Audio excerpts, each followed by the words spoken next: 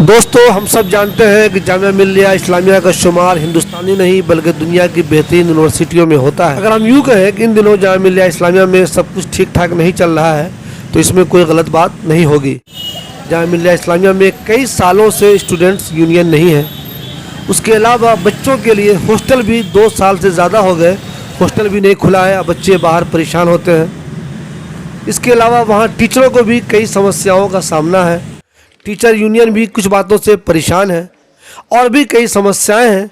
इन्हीं सारी समस्याओं के बारे में समाजवादी पार्टी के एमपी जावेद अली खान साहब ने राज्यसभा में मामला उठाया।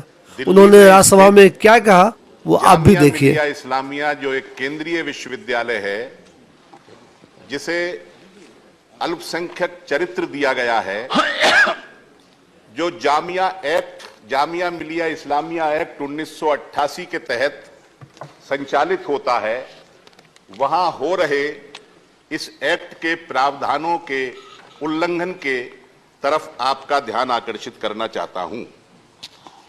सर, जामिया मिलिया इस्लामिया एक्ट 1988 अपने अधिकारियों और कर्मचारियों की सेवा शर्तें तय करता है, उनकी नियुक्ति की शर्तें तय करता है।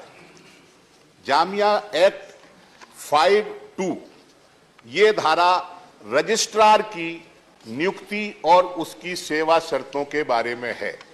मैं इस केस की मेरिट में नहीं जाना चाहता, लेकिन मैं पूरे विश्वास के साथ कह रहा हूं कि जामिया मिलिया इस्लामिया में जो सज्जन आज रजिस्ट्रार के पद पर आसीन किए गए हैं या बिठाए गए हैं, वो सेवा शर्तों का खुला उल्लंघन हो रहा है। जामिया मिलिया इस्लामिया का एक्ट की धारा 23(j) इस बात पर जोर देती है कि जामिया में स्टूडेंट यूनियन होगी, टीचर्स की एसोसिएशन होगी, एकेडमिक स्टाफ की एसोसिएशन होगी और 4th क्लास एम्प्लॉयज की एसोसिएशन होगी। लेकिन पिछले 15 सालों से जामिया में छात्र संघ को भंग किया गया है, उसको पुनर्जीवित नहीं किया गया है। और अभी 2 महीने पहले, 1-1.5 महीना पहले, जामिया का जो अध्यापक संघ है, जो 1967 से संचालित था, उसको भी भंग कर दिया गया है। उसने अपने इलेक्शन के लिए जिस रिटर्निंग ऑफिसर को नियुक्त किया, आउटगोइंग टीचर्स एसोसिएशन नियुक्त करती है, उस टीचर्स एसोसिएशन के रिटर्निंग ऑफिसर को भी सस्पेंड करके शोकाज नोटिस दिया गया है। सर, जामिया मिलिया इस्लामिया में एक्ट में एक धारा है 44, जो वहां के पुराने छात्रों के लिए एलुमनाई एसोसिएशन बनाने की बात करती है। जामिया के प्रशासन ने उसको भी भंग कर रखा है।